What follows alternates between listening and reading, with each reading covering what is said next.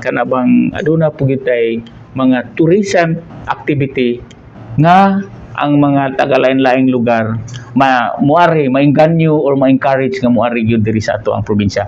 Kay if ever wala tay mga tourism activities or tourism spots pa kuan diha kanang mga tourism nga ato makita ba kanang mga new destinations, new activities nga ato ang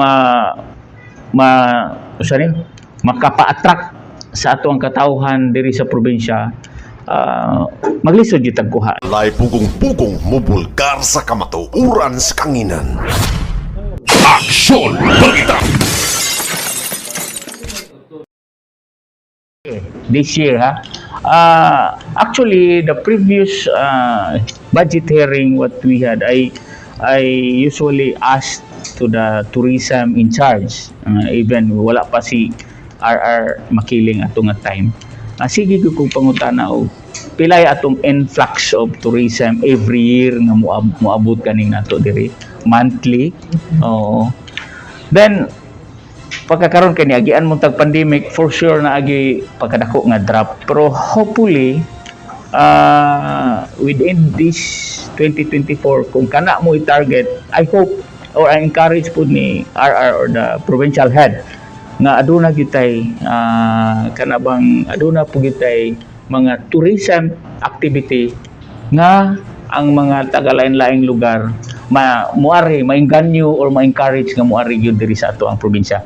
Kay if ever wala tay mga tourism activities or tourism spots pa kuan diha kanang mga tourism nga ato makita ba kanang mga new destinations, new activities nga ato ang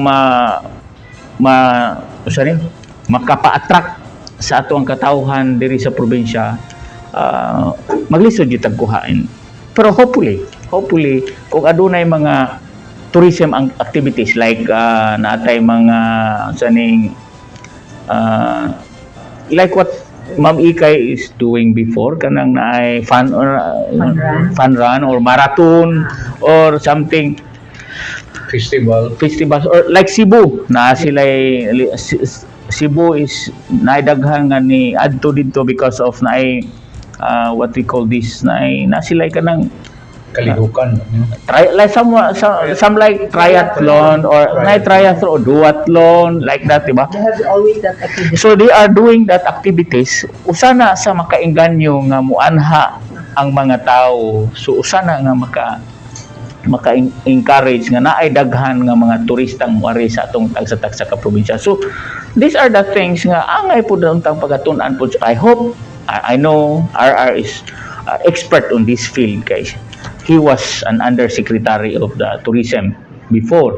So naana na siya gipananaw, pero tanaw nako if naatay mga activity nga maka-engkanyo or maka-encourage sa uban nga mga katawhan sa lain-laing probinsya nga maka-mobisita nato kanang 500 gamay ra ng 500 kay previously na-report na sila pre-pandemic time nahigayon nga niabot kuno og 1 million. That's what they said, nga 1 million tourism or tourist visitors niari sa atong probinsya.